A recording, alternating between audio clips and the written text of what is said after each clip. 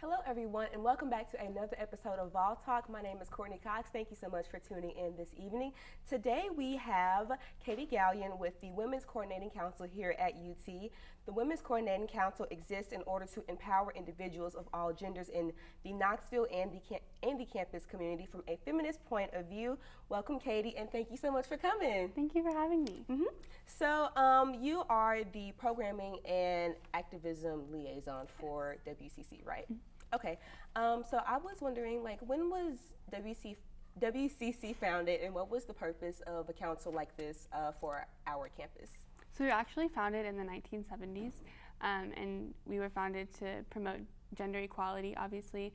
Then it was more between men and women, and now we've kind of evolved to advocating for equality for all genders. Okay, cool. And what events do you all put on throughout the school year? So we have two main events that we do. Our biggest one is Take Back the Night, and we do that every fall.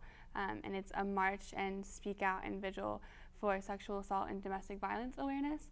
And then in the spring we do Knoxville Monologues, which is just a space for people to share their experiences in a creative way, whether that be music or spoken word poetry or something along those lines. And then we also have done several other like documentary screenings and just little things like that. Okay, cool. So while doing research, I saw that the pillars of the WCC are gender equity, anti-racism, reproductive freedom, and LGBTQ inclusivity. How are you all empowering and educating the campus on these topics today?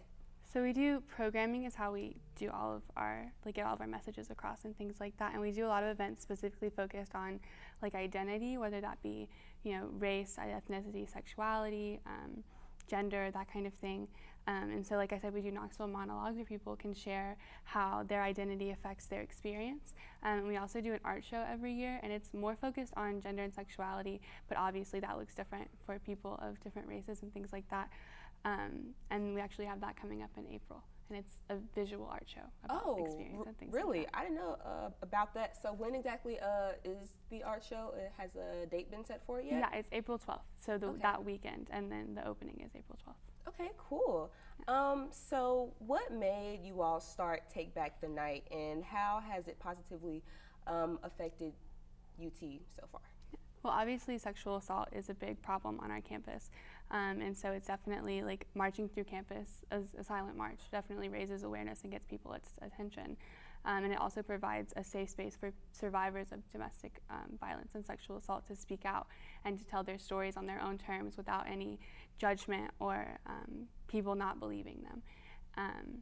And it also kind of, people who know it's a problem and come to the event but don't really know quite how bad it is, it sort of changes their perspective a little bit too. So it's definitely about education, but Take Back the Night especially is more about creating a safe space for people to speak out. Cool. And so where can a student go to join the WCC, and are there any more upcoming events that we should probably look out for? Yeah, absolutely. So we do applications on VolLink in the fall and the spring, so the beginning of every semester. And then we have quite a few events coming up. Actually, on March 28th, we're doing a panel on religion and feminism. Okay. And then on April 2nd, we have a speaker, Dr. Stubbs.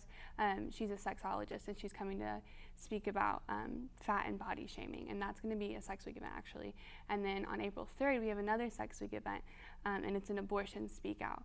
And then we have the art show on April 12th. Okay, so y'all are booked and busy. Yeah, we got all kinds of stuff coming up. Yeah, so have y'all been doing anything since March is Women's History Month? Has there been any talks or any other events going on outside of all the Sex Week things y'all were collaborating with? Yeah. Excuse me. Actually, last week we did a panel. We partnered with the Diversity Committee with the library, and we did a panel on gender in the workplace. It was like a lunch and learn program.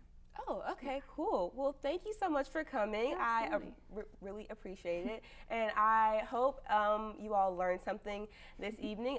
Thank you so much, Katie, for coming. And stay tuned for a special St. Patrick's Day game that me and Mar are going to be playing. Thank you all so much, and have a great night.